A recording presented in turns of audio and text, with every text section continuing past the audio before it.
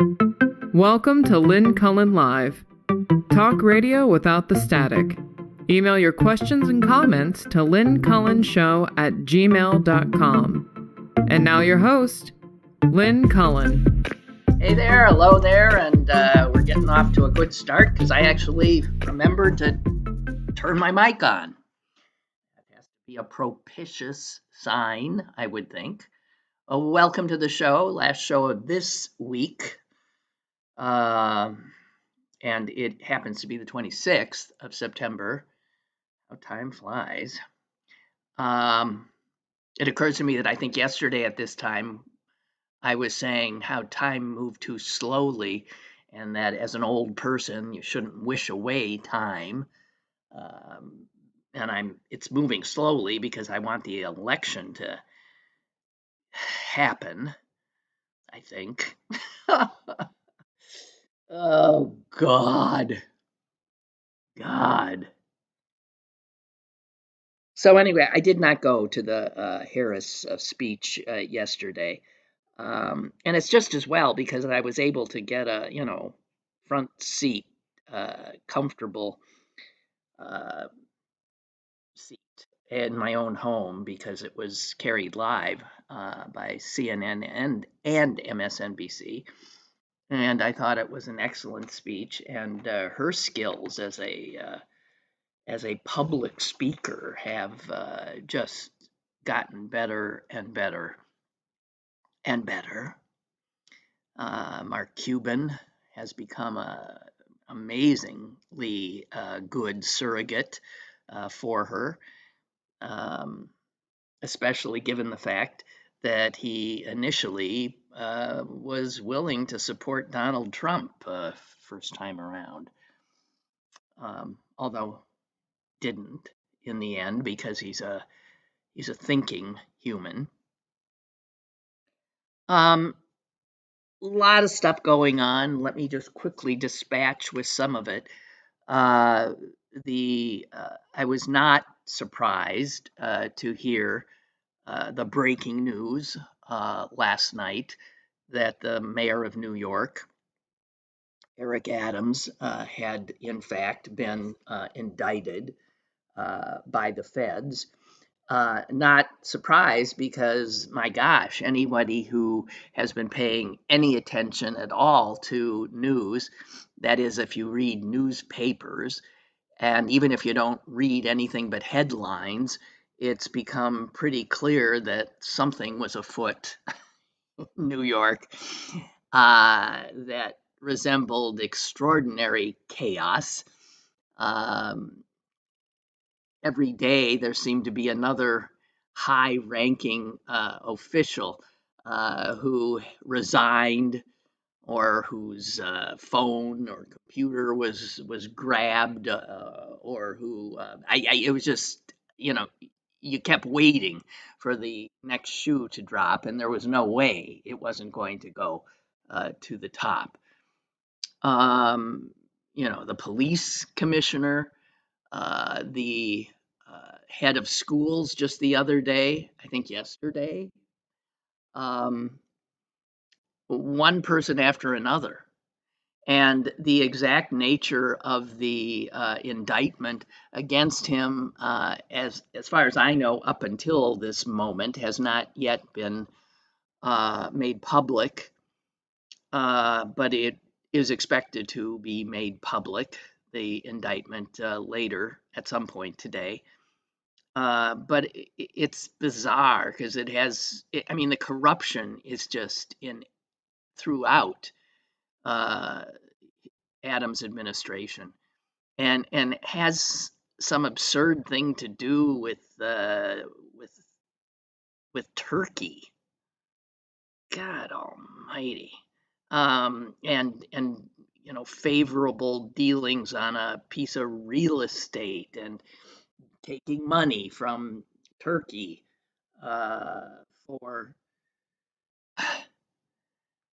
for Turkey being able to have its embassy wherever. I don't know. Unbelievable what people sell their souls for. Unbelievable. I say I was not surprised to hear that Eric Adams, the mayor of New York, had been indicted. I was surprised to hear that he is the first sitting mayor of New York City to have been indicted. Because when I think of New York, New York local politics, um, I think that it's a history with a great deal of corruption and double dealing. And I'm stunned that in all of that history, I mean, going back 2 centuries, has that no one found themselves in the defendant's dock. I am surprised by that, but Eric Adams will have the notoriety of being the first. And unsurprisingly as well, he is declaring his innocence, which in fact he is entitled to do until he's been proven guilty in a court of law.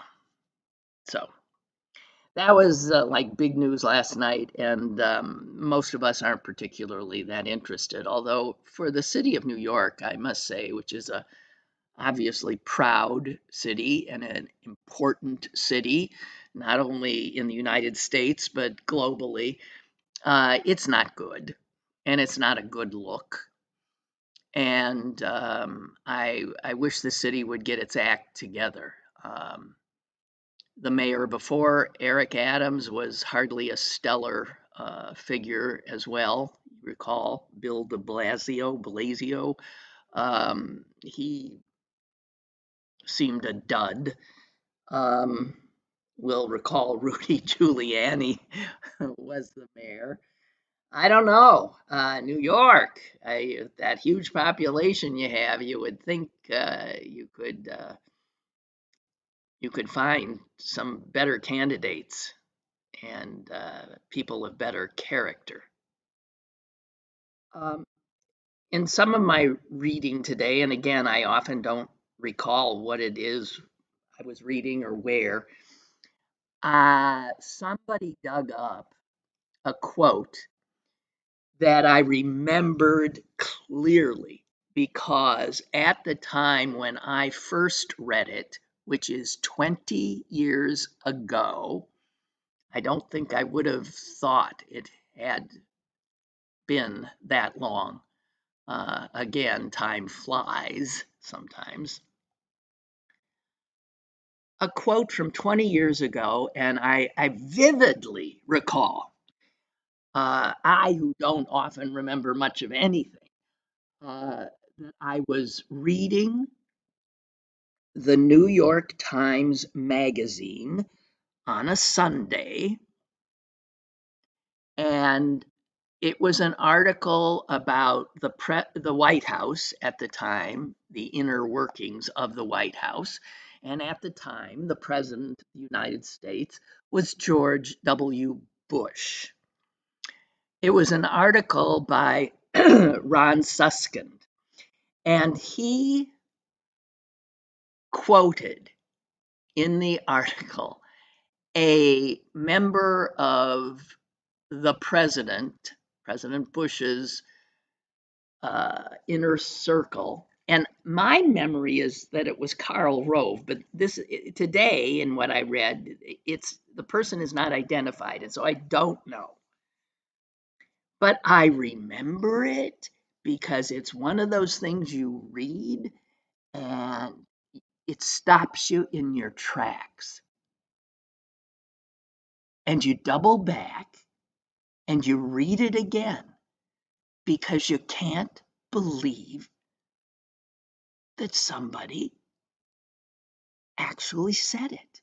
Somebody in a position of such power said it and implied that this was the thinking inside the White House 20 years ago.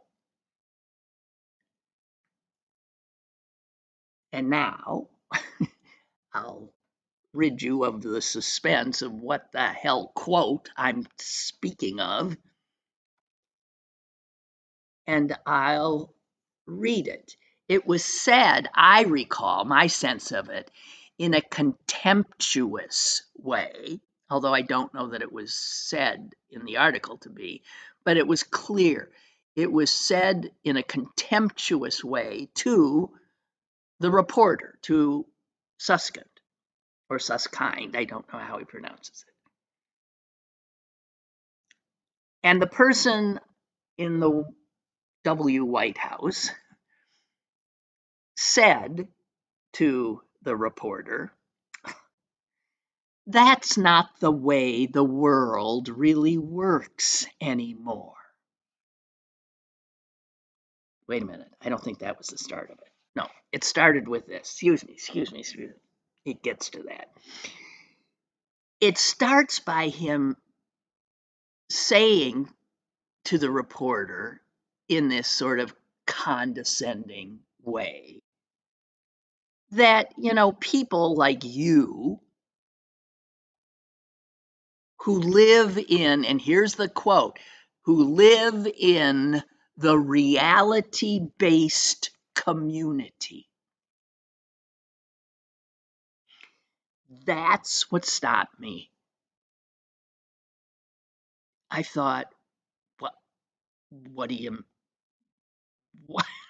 mean? Reality-based community? First of all, I always have trouble with everything becoming a community, the this community, the that community, which is, again, atomizing. It separates. We're all in our little silos, our little communities.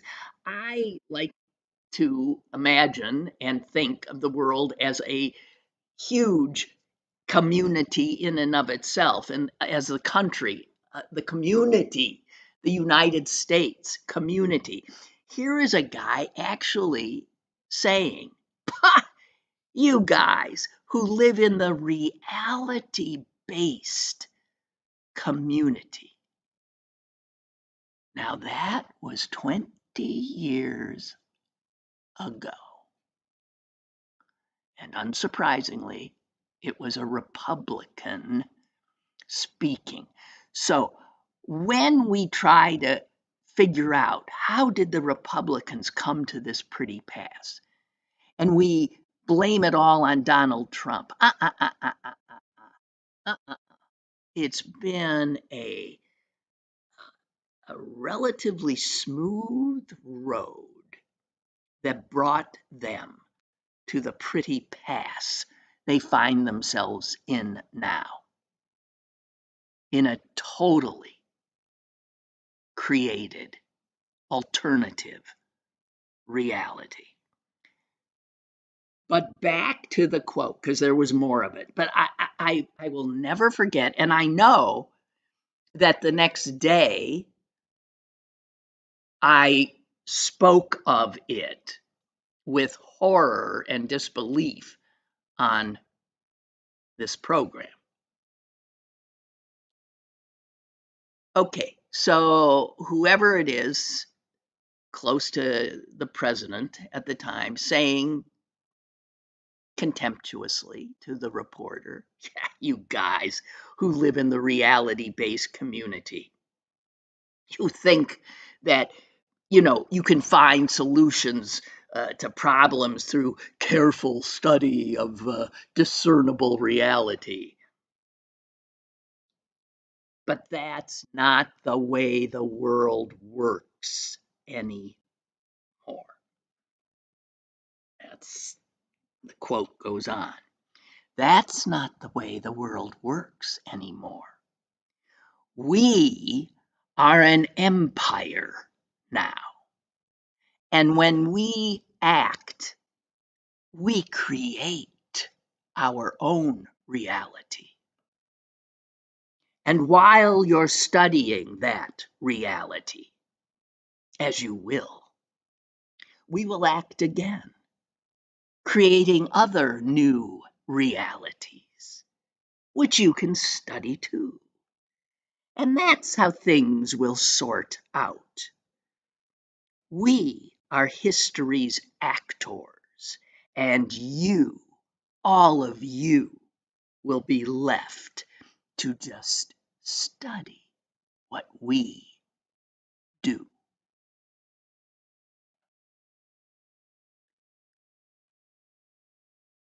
Now, again, I'm unclear as to whose mouth that came out of. And as I said, my memory had it in Karl Rove, but I don't know that that's the case. At the time, 20 years ago, I was chilled. I was in disbelief. I was, what the hell? And look where we are 20 years later, carried there by the hubris evidenced in these blatherings. We create the reality. You silly people, can scurry about trying to keep up with our reality.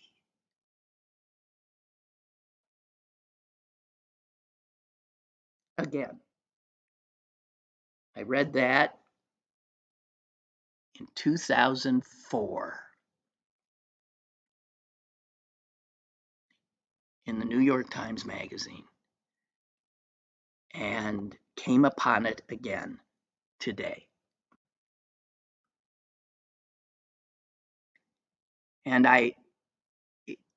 it does make one think about how far down the rabbit hole the Republicans have taken us.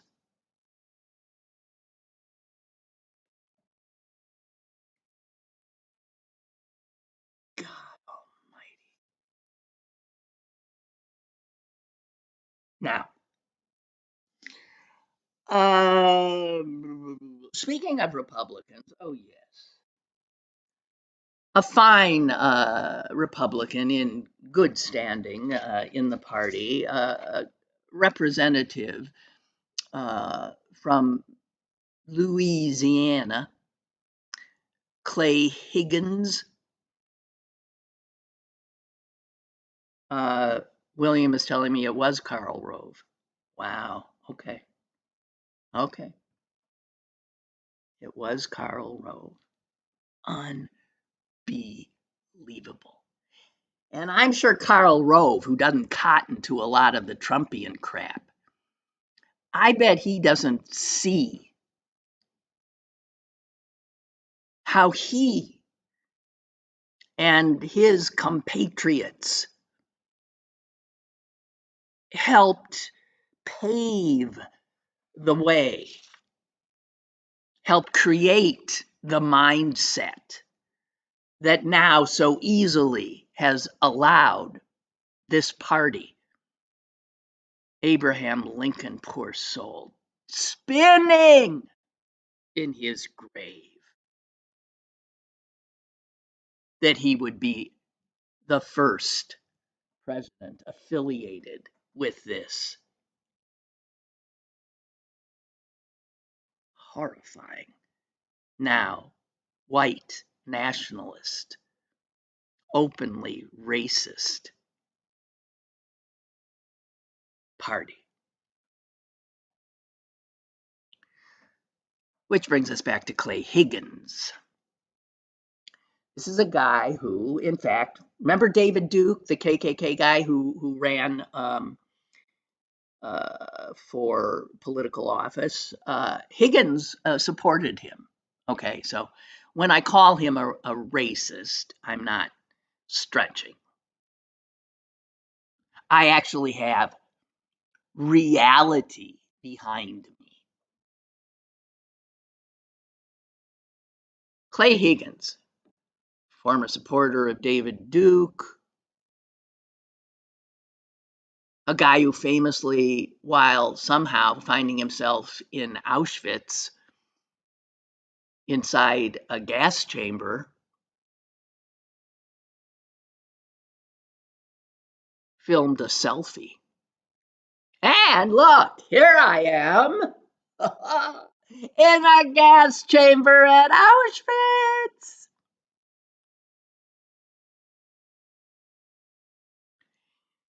He posted yesterday. LOL. These Haitians are wild. Eating pets. Voodoo, which he spells VUDU.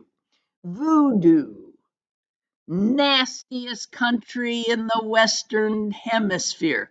Cults, slapstick gangsters, but damned if they don't feel all sophisticated now, filing charges against our president and vice president. You'll recall yesterday I told you about a Haitian nonprofit that has, in fact, filed charges against Donald Trump and J.D. Vance for creating the terror which they now live with based on based on their created and creative realities.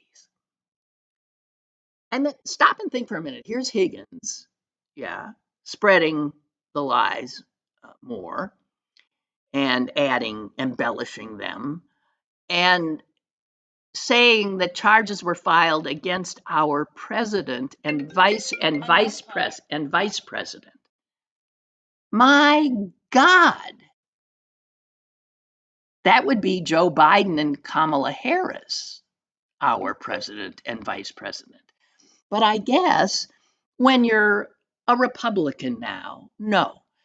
Parties if you're a member of a party, each party has their own president and vice president.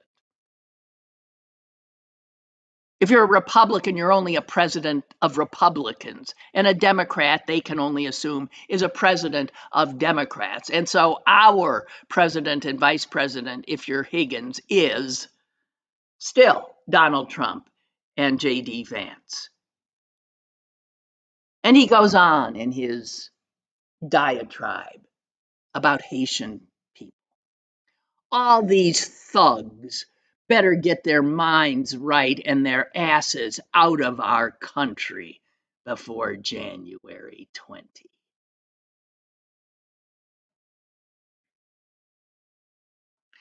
So, I want to tell you about the reaction to that of another Republican in a position, actually, after the vice president, next in line to assume the presidency. And that would be Mike Johnson, who comes from the same state as Clay Higgins and David Duke, Louisiana. That is correct. God keep me from it. And there was an outcry from, the criers, I guess people on our side, about Higgins' statement. And enough of an outcry that Higgins actually turned tail and removed the post. And Mike Johnson, the Speaker of the House, came to Higgins' defense and called him a very principled man. And we should not only now feel more, I don't know, I feel better knowing that the person who wrote that is, according to the Speaker of the House, a very principled man. And this is very important, since, as we know, the Speaker is an extremely good Christian. He said Higgins decided to take it down after he'd prayed about it.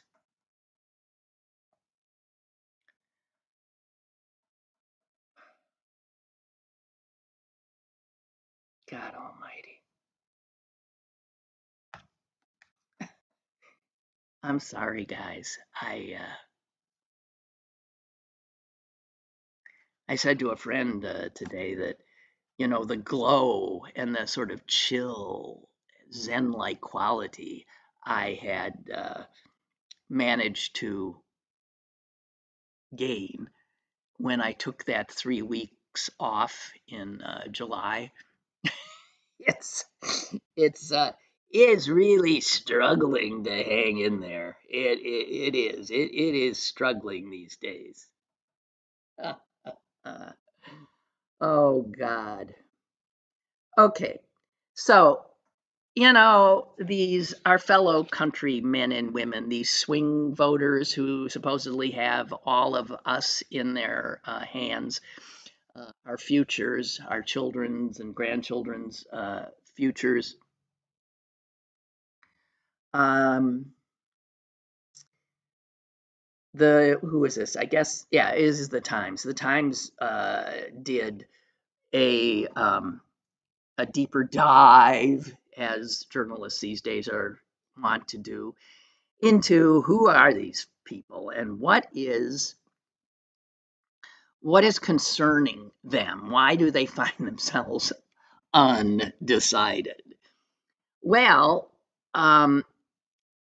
it turns out the overwhelming concern that undecided voters have about Donald Trump are, unsurprisingly, not about his policies, because he doesn't have any, but about his temperament, in a word, his personality, him.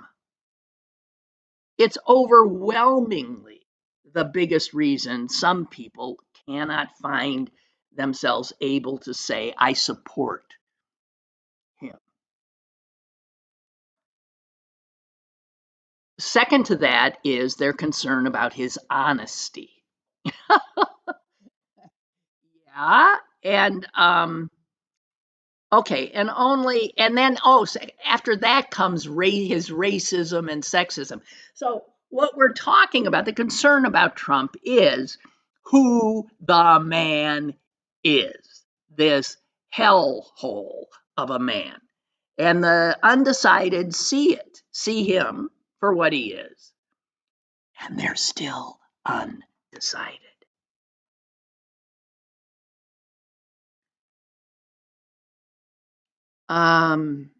When it comes to Harris,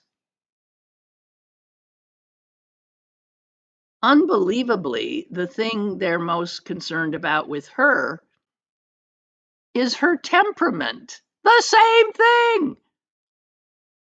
What?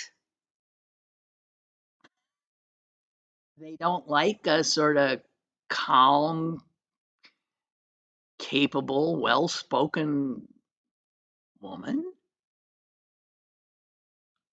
But then, interestingly, right after it, and almost as much, it is her ideology. She's a liberal.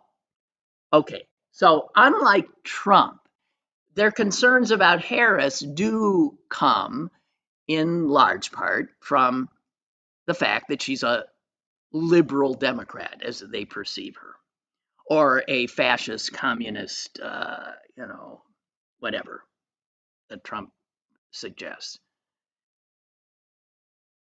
And they're buying into the fact that she doesn't know what she's doing about the economy. But it's stuff like this that just makes some of these voters flat out said,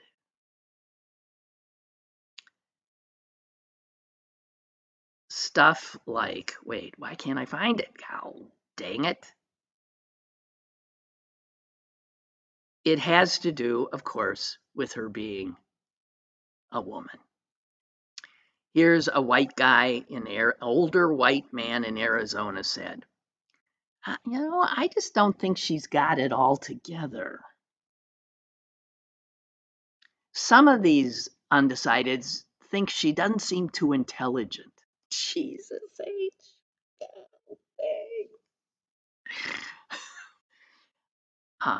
Which says something about their intelligence, of course. And others absolutely flat out said they really didn't think a woman could cut the mustard. One actually said, I just don't know that she can hold up under the strain. Okay, so I needed to share that with you. So, you know, when you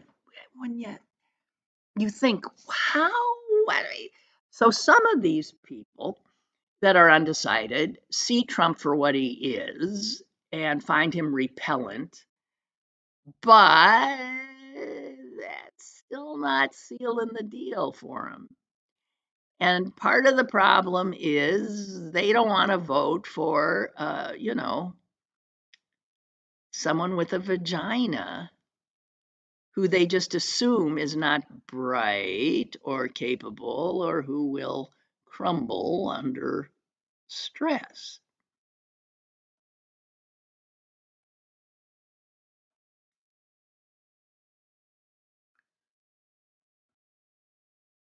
Little Tony writes, there's news lately about court rulings for voting for ballots, for mail-in ballots, for them being thrown out. If they have the wrong dates. The articles I've read never actually say what the correct date is to put on the ballot when completing it. The correct date is that day. They want to know the date you filled out the ballot. Okay? It's asking the date now. But that isn't clear to some. Yes. You know, I don't think of myself as an idiot, but when I fill out my mail-in ballots, I am so careful. I read it, then I read it again, then I make sure I'm terrified. Because I think, as I've told you last time around, my sister, who's no dummy, filling out my mother's for her, screwed up and didn't something with the date, I think. And thank God the people in Wisconsin, where my mom votes, contacted my mother and said, we can't count your ballot. You've got it screwed up here, but said you can fix it if you come down. And so they did. Now, you can bet in a lot of red bailiwicks, they ain't doing that for people. As you know, they're looking for any and every reason they can possibly do to make sure ballots are not counted. And terrifyingly, our own Supreme Court, that would be the one in Harrisburg, the Pennsylvania Supreme Court, not October yet, this month, a few weeks ago, threw out a lower court's ruling that would have required election officials in Allegheny County and Philadelphia to count valid ballots that otherwise had the incorrect date on them or no date at all. So a lower court here said, no. If those, and that's directly our votes, okay? Allegheny County and Philadelphia, the two most populous and the Democratic areas. And the Pennsylvania Supreme Court tossed it. And again, not on the merits. I hate the courts when they do this. Not on the merits. It said that the lower court had lacked jurisdiction, and because the lawsuit named only Philadelphia and Allegheny County and not all of the 67 counties, and so never mind. It was a 4-3 decision.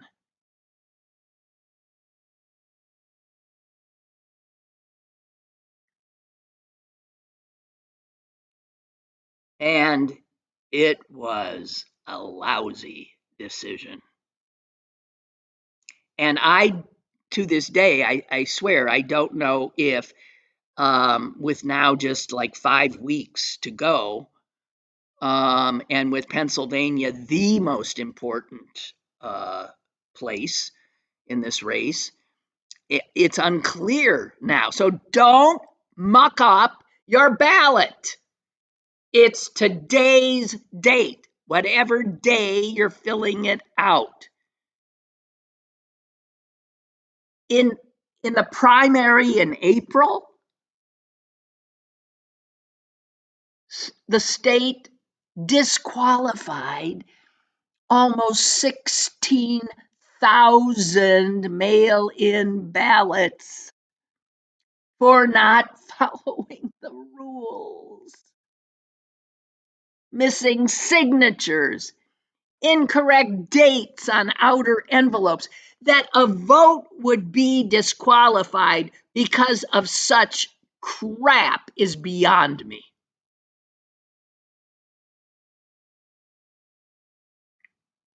And it was, of course, the Republican Party that had appealed to the Supreme Court here in Pennsylvania on that. And the Supreme Court here, which I thought skewed liberal, gave them a victory.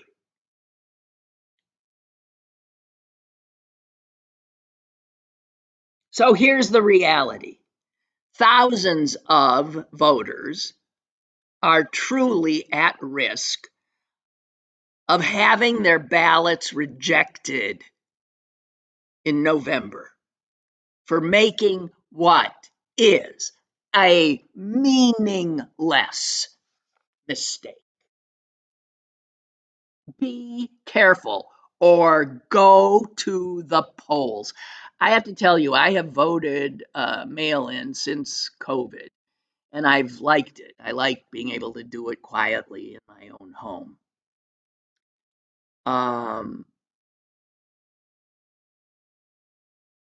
And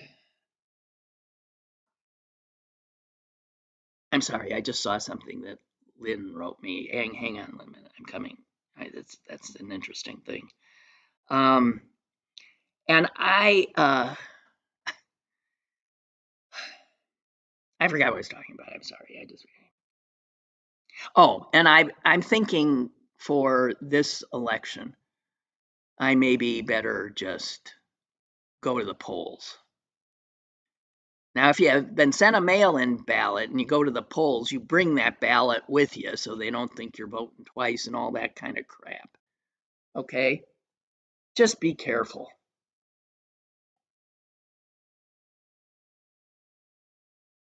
Yeah, little Tony goes on, I assume the correct date is the date on which you sign the ballot, which is before you put it in the mailbox or deliver it to the county election officials or drop box. I don't know what date people are putting on the envelope. Am I wrong? Yeah, no, you're not wrong. You're absolutely right. God. Jesus. H. Lynn asks. No, I didn't see it. Did you see, she says, the number one question on Google a couple of weeks ago was, can my husband find out who I voted for? Wow. Man, and therein is, whoa. Well, I'm glad to hear it, because what I suspect is that means a lot of MAGA type women want to vote for Harris, but they're scared.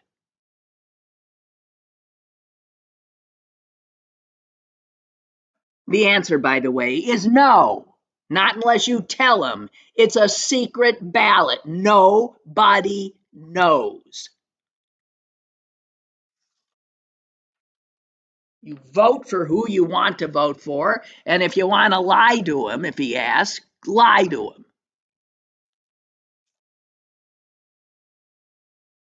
God almighty. Let me tell you, the Republicans, as we know, I mean, I've told you a million times, and you know it anyway. Republicans will stop at nothing to keep people's votes from being counted. There was an article, I don't know where it was, Washington Post maybe today, about the mayor of a mid-sized city in Wisconsin. Well, what passes for a mid-sized city in Wisconsin, which is Wausau. I don't know if you ever heard of it. Wausau is sort of right in the middle of the state. And the Republican mayor of Wausau took a picture of himself. This is from the Washington Post today. Taking a drop box, which had been put in front of City Hall, but had not yet been bolted down as it was to be. He puts it on a hand cart, I guess that's what they call them, and wheels it into his office. And to show what a dork this jerk is, he did this as a photo. Look what I'm doing. It's not like Republicans are quiet about their attempt to keep people's votes from counting. This guy had a photographer take his picture. And because his picture was going to be taken, he had put on, like, gloves that a construction worker would wear and a hard hat.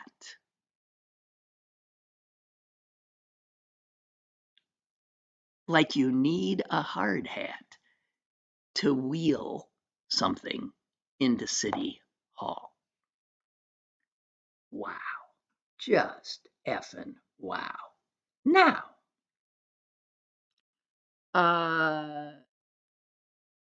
he moved it to his office for safekeeping because you don't know, right? You just don't know what those Democrats are going to do with those drop boxes, because you can't make it easy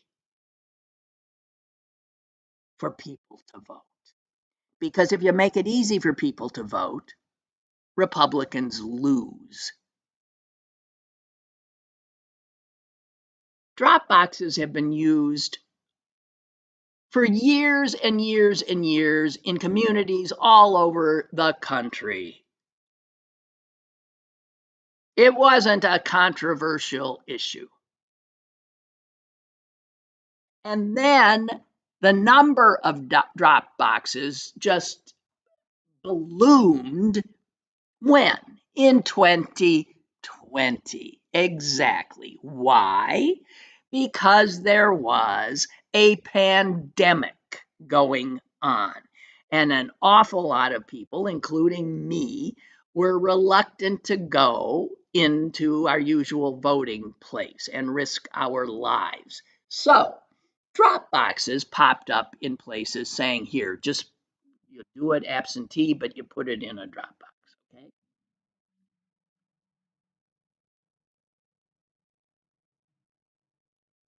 In 2 years later, because as you know, Trump lost that race, although he says he didn't. Trump lost that race. And so the Republicans ever since have gone gunning for anything they think might have helped Biden win, drop boxes being a big one of the culprits. And so, 2 years after Trump lost, the conservative Supreme Court in the state of Wisconsin barred the use of drop boxes in the state. Yeah, they did. It was one of those, 4-3 kinds of rulings. But then, famously, the Democrats got control of the Supreme Court. A special election was held for one of the seats, and a liberal woman won the seat. So now the Wisconsin Supreme Court was 4-3 the other way. And they wasted no time in putting drop boxes back. So that's why there was a drop box in front of the Republican mayor of Wausau's office, and he removed it, even though it is not in his, he has no right to do it. So you can bet that drop box will be coming back. They stop at nothing.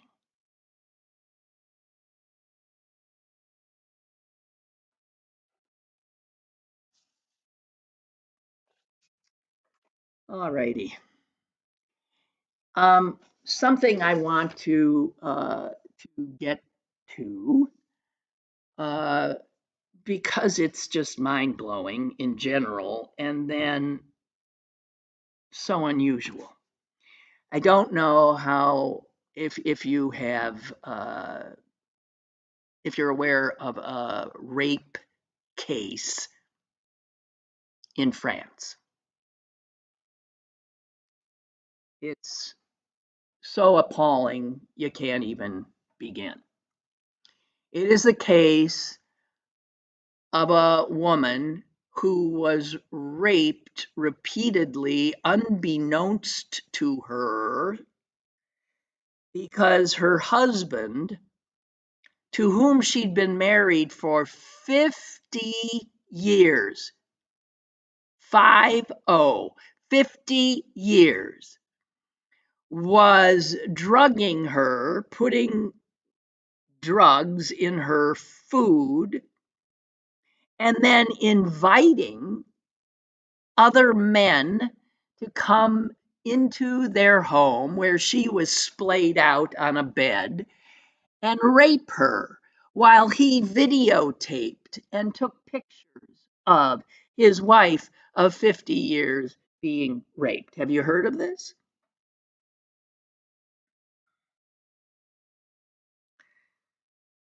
He's admitted it. But all those other guys who raped her are on trial now, as the husband is. They're all on trial now for rape. There are, I forget how many defendants. It's over 40. 40 defendants. You can hardly get into the courtroom because of the defendants and the lawyers for the defendants taking up all the seats. And there's only one victim, a 71-year-old mother and grandmother named Gisèle Pelicot. And never mind the horror of the case. But what's astonishing is that this woman, obviously, had the right to not be identified, even though, of course, everyone knew who she was, but certainly had the right to a measure of privacy and anonymity. And she said, no, I want to look every one of them in the eye.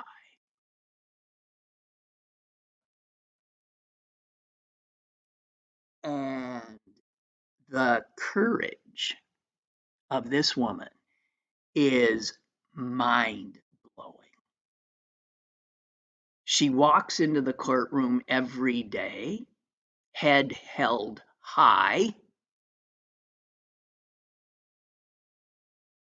Her courage, her strength, her dignity have just blown people away in France and caused a real reckoning about rape.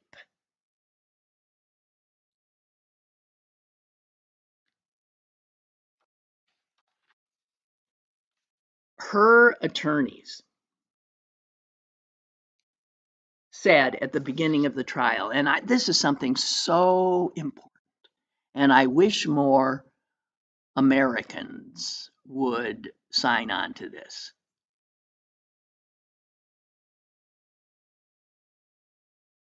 They said their client, Gisèle Pelicot, would be so public because in rape, unlike so many other violent crimes,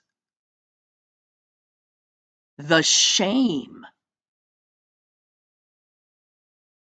must change sides. The shame must not be on the victim. The shame, obviously, must be on the man.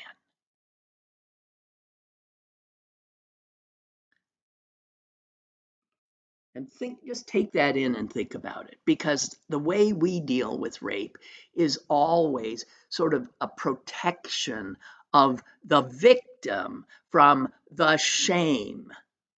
There is no shame.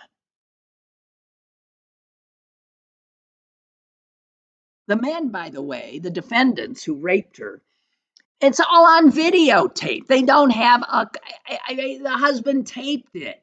Their only defense is, well, we thought she agreed. Well, blah, blah, blah. The defendants range in age from 26 to 74. There's a nurse. There's a journalist. There's a prison guard, a tech specialist. There are truck drivers, construction workers, salesmen, tradesmen, you name it, and it shows the mundane, normal profiles of a rapist.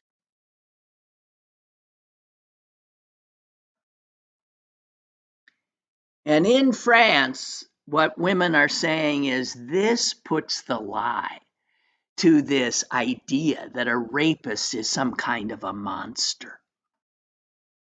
No, they're not usually. They're nice guys. They're fathers. They're sons of proud mothers. Those are men who rape women.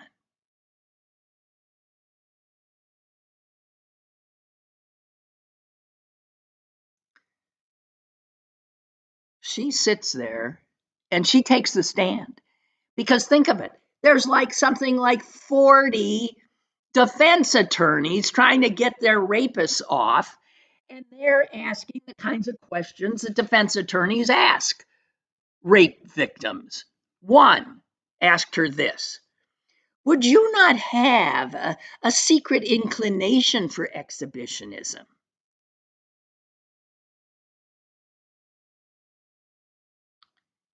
And some of the photos of her of her private parts are being shown in court.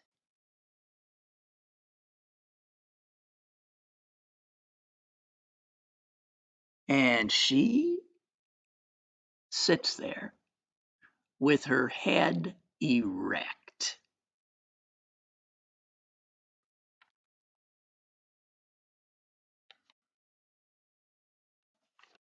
I am blown away by her.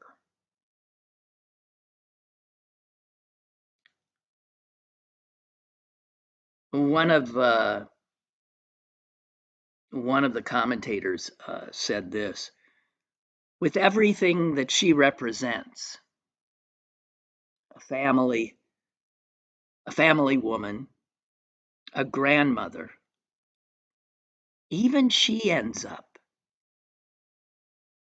being mistreated by the defense lawyers. Can you imagine if she were a young woman who had consumed alcohol?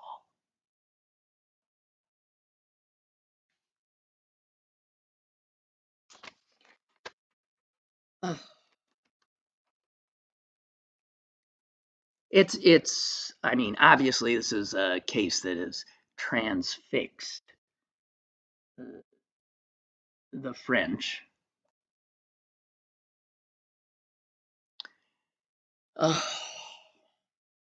But I truly cannot begin to comprehend her courage. Really something. And I sort of thought I'd be out of time by now, but I'm not. And the only thing I got left that I sort of had, let me see, where is it? I wanted to maybe share with you. Oh, here, the charges have been unsealed. Mayor Eric Adams has been indicted on federal charges of bribery, fraud, and soliciting illegal foreign campaign donations. Yeah, pretty much what everybody thought. And this comes after what has been a 3-year investigation. And I guess a big part was whether he conspired with the Turkish government. God, you got Menendez with the Egyptians. You got the mayor and others in New York City with the Turks. Unbelievable.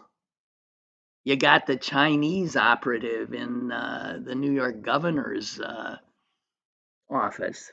Wow. Lest we think. I mean, well, I don't know, lest we think what. Anyway, the indictment says that these crimes go back even before he was the mayor,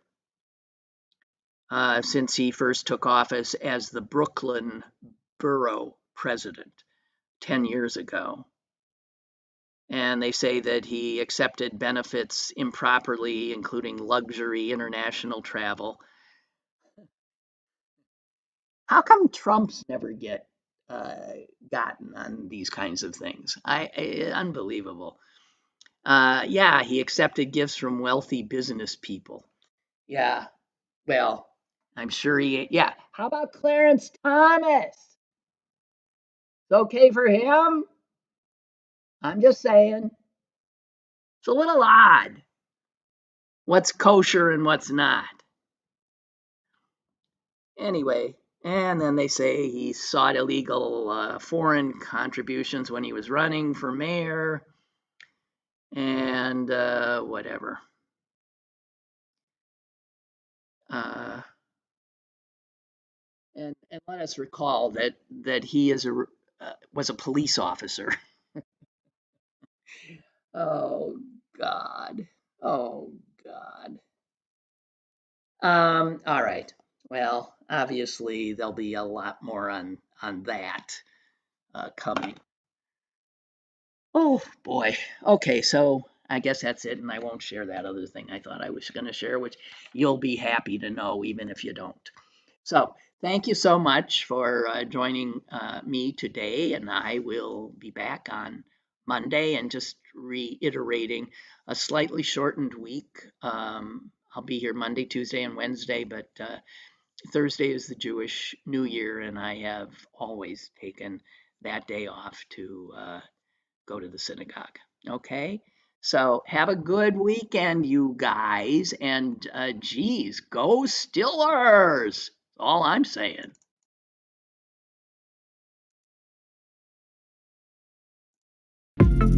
Lynn Cullen Live, Monday through Thursday from 10 a.m. to 11 a.m. and archived at pghcitypaper.com. The opinions expressed on Lynn Cullen Live are those of the host and do not necessarily reflect the viewpoints of Pittsburgh City Paper or its advertisers.